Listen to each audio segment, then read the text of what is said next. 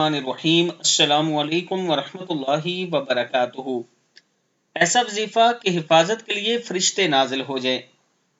خاتم النبیین حضرت محمد صلی اللہ علیہ وآلہ وسلم نے فرمایا، جو شخص نماز مغرب کے بعد 10 بار یہ کلمات پڑھ لے، لا الہ الا اللہ وحدہ لا شریک لہ، لہ الملک ولہ الحمد یحیی ویمیت وہو علی کل شیء قدیر۔ اللہ وحدہ لا شریک کے سوا کوئی الہ نہیں، بادشاہت اور ہر قسم کی تعریف اسی کے لیے ہے۔